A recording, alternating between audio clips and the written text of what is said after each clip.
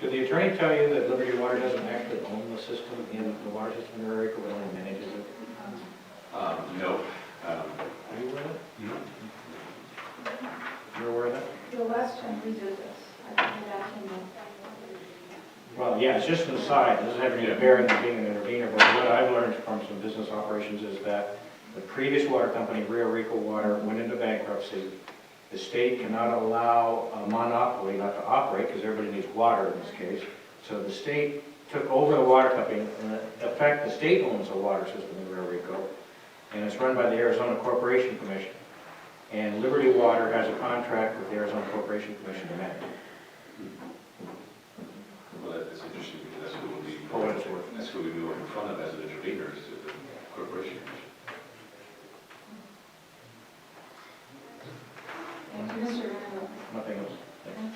Mr. Hayes? That makes it more interesting because one of the reasons for the rate hike they keep giving constantly is that the lack of maintenance on the system over the years, and yet they don't do the maintenance. So that really was a question. If we don't do the intervener, that still allows us though the opportunity as a public entity to comment. Yes. At least. However, given what you already said about them not being willing to give us information to us because we are an intervener, I do believe that is a violation of their contract with the state to provide information to their customers. So I think that's, at a minimum, we should make a complaint about that to the state board and or the corporation commission, see where that gets them. If they want to play ball like that, play ball. But if it's going to be a wash, I mean, having to know where that increases were. I mean, it could have been the leak at the bathroom in the high school. It could have been some other leak that we don't know of right now. That's a scary thought. So finding out that information, but I mean, 25,000 that's a chunk of change. And just to let you know, we would have to take it from our contingency. Right. So that's because we don't have that. Just again, it's from the budget that we have moving forward for the increase, because we are again anticipating an increase, but this would be in addition to that. Thank you, Madam President. Thank you, Mr. Hayes. Mrs. Fovia? I mean, it sounds like there'll be some kind of an increase, whether or not it hits the 22%, and so to spend a woman knowing that there's going to be an increase, and still on the opposite side.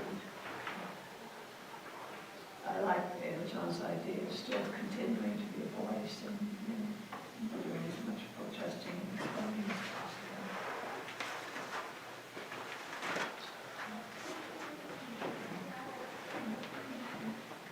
Thank you, Mrs. Fovia. Mrs. Simpson? Well, I agree with Mr. Hayes in that these have increases to maintain the system, but they haven't maintained the system.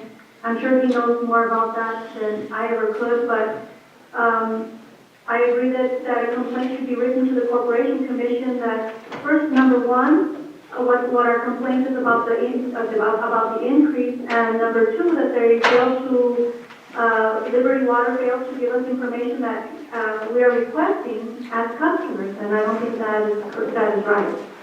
So that is all. Thank you. Thank you, Mrs. Simpson. I have nothing original to add. I think the suggestions by Mr. Hayes and the information given by Mr. Vanderbilt, maybe we can make a complaint. So. I will work on that, and I will notify the board and update them as progress or what will come from it. Thank you, Mr. Virginia. So do I hear a motion to continue or a motion not to continue? I move that the Santa Cruz Valley Unified School District not continue as an intervener in a Liberty Water rate increase action. Okay, do I hear a second? Second. Okay, so we have a motion and a second. All those in favor of the motion to not continue as an intervener, please say aye. Aye. Aye. Okay, motion passes unanimously. Item number 4. The board will consider the request from Berenice Rodriguez, San Cayetano Elementary School principal, to be released from contract and take action to assess or waive liquidated damages. Mr. Verdugo? Yes, thank you. We had this request from Ms. Rodriguez to be released from her contract. And Ms. Rodriguez has been an outstanding employee for us for a few years. And we actually last year gave her a 2-year contract and a $5,000 pay increase. And she had informed me in April that she was considering looking at different opportunities, which I appreciated, but until recently that it had come to fruition. And so throughout the years, as with all of our administrators, we give them a lot of support as far as professional development, and just providing as much as we possibly can as support to them. With that, I received a request from Ms. Rodriguez asking that her liquidated damages be waived, and also for an end date of June 10th for her contract. My recommendation is that we're not going to ever recoup all of the funding that we put into our administrators. So at this point, especially because we did give a 2-year contract as well as a $5,000 increase that we assessed the liquidated damages, as well as because all of the work that she has done, because she is such a diligent worker, had everything in place for us to have an interim person, and Ms. Rodriguez will be an interim person until that point, that this Friday, June 3rd, will be her last day, because there is no need to continue at this point. Thank you, Mr. Verdugo. Discussion from the board. First, Mr. Hayes. Well, a little torn on this one. I mean, you give somebody a 2-year contract, and in the middle of the contract, they go seeking something else. Doesn't come off very well. So right now, I lean in favor of what Mr. Verdugo is recommending. And just simply, I mean, you sign a contract for 2 years, and then, not even quite a year through it, you start looking somewhere else. If you're going to take the break, I mean, you accept the terms of the contract. Thank you, Mr. Hayes. Mr. Randall? Thank you. Well, I hold Ms. Rodriguez in very high esteem. I had a lot of contact with her at San Cayetano and knew her to be an excellent educator. But I have absolutely no qualms in pursuing liquidated damages. I think, as I pointed out in the discussion earlier, all an employee has to tell her future employer is, this is going to be my salary, plus compensation for the district's going to charge me for liquidated damages. It's just part of their agreement. They all move forward, and we move forward. So, yes, I think we should charge the damages. Thank you, Mr. Randall. Mrs. Fogian? Yeah, I mean, Bernice, awesome. You've done a wonderful job there, but I want to follow the superintendent's recommendation, and B, it's board policy. And I sometimes worry that when we bend board policy for one, then how can we not bend it for another? And again, I know you'll be recompensated for the damages. So I follow the recommendation of Mr. Verdugo. Thank you, Mrs. Fogian. Mrs. Simpson? I have nothing to add. I agree with all the comments that have been made. I'm very sorry to see Ms. Rodriguez go. But as Susan said, so that's our policy. So I have nothing to add. Thank you. Thank you, Mrs. Simpson. Yes, and when I first came on the board, I really believed that this is the case, that we invest so much time and effort into professional development into our administrative team that it really goes without saying that we should assess liquidated damages. What bothers me, and I said this before, and I said this a couple meetings ago, I think people need to be honest with us from the beginning. Because I heard about this in a roundabout way before it was even given to Mr. Verdugo. And this is something that I said. If you're looking to move, then please be honest with the board. Please be honest with your superintendent, your assistant superintendent. Even if it's so much as, hey, I saw this opening and I'm interested. I might think I might apply. That's all it takes. Teachers included. I said this for teachers too. It's very hurtful when I have to hear it in such a way that nobody else has heard it. That's what's hurtful to the board, not to mention our students. Our students, every single person in the community has come up to me in the last couple of days. Oh, she's a godsend. She's great with our kids. She's great with the parents. Why did this happen? And you're asking the wrong person.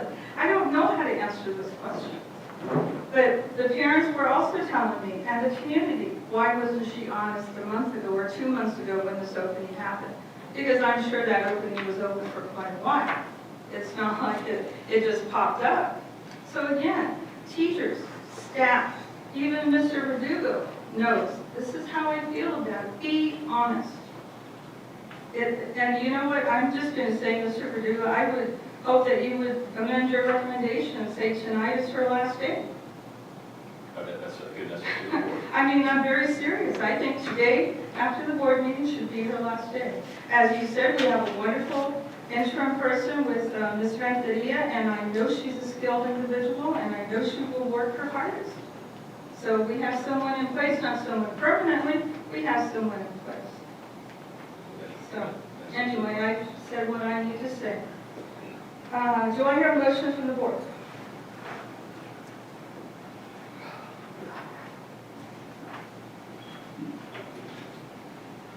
Madam President, I'd like to make a motion to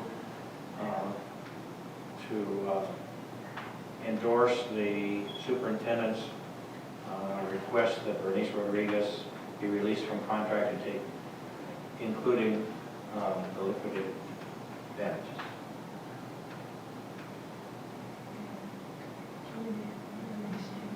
Yeah, you need to amend it, so it has a release date. Effective the recommendation of the superintendent on Friday this week, which is June the 3rd, 2016.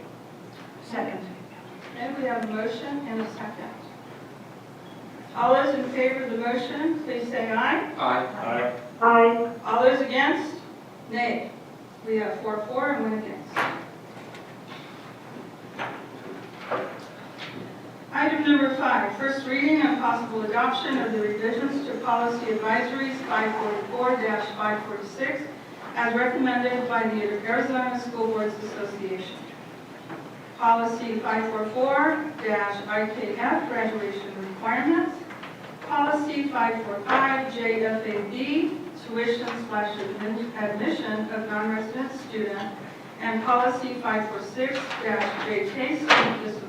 Mr. Verdugo. Yes, again, these are our recommendations that have been vetted by the Arizona School Board Association and recommended for change and adoption by the board. And they are listed for you to approve as a whole, or again, we can go through each item if you would choose to, but again, they are vetted and approved by the attorney.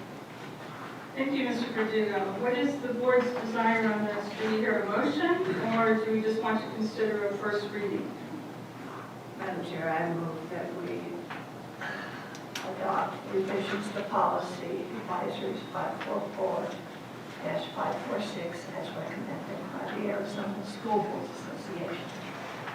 Thank you, Ms. Fodian. We have a motion. Do I hear a second?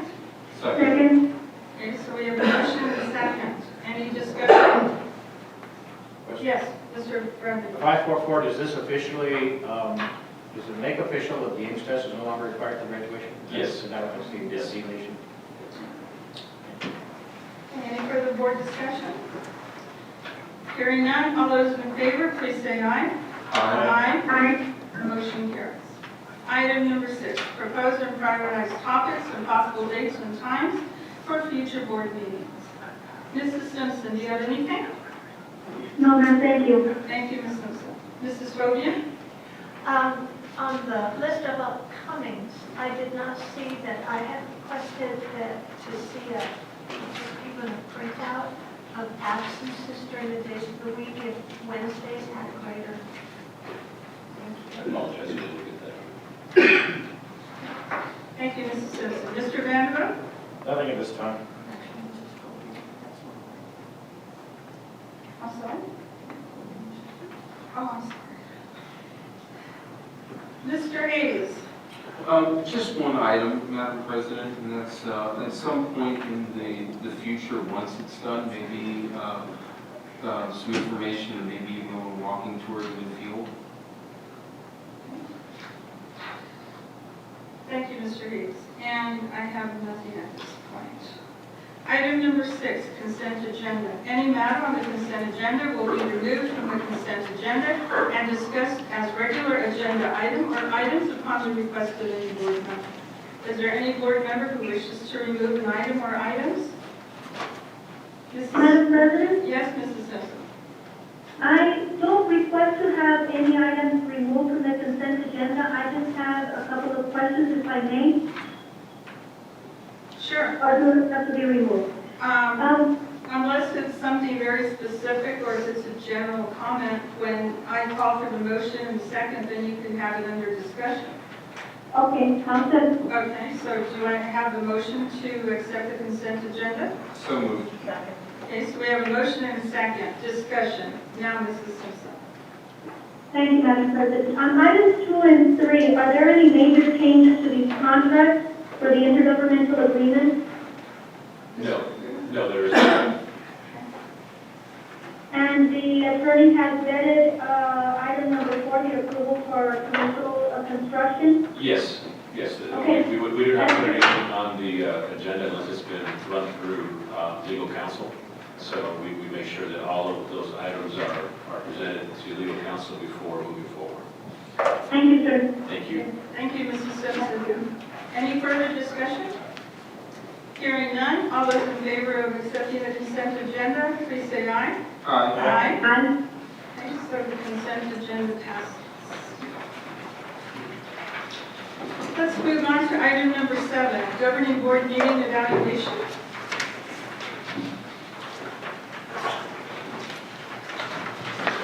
Thought it was a quick meeting. That's what I needed. Any further governing board meeting evaluation? But it was quality. Informative and concise. Thank you, Mrs. Simpson. Item number 8, adjournment. Seeing as this school board has no further business, this meeting is adjourned at 5:48 p.m., Tuesday, May 31st. Thank you.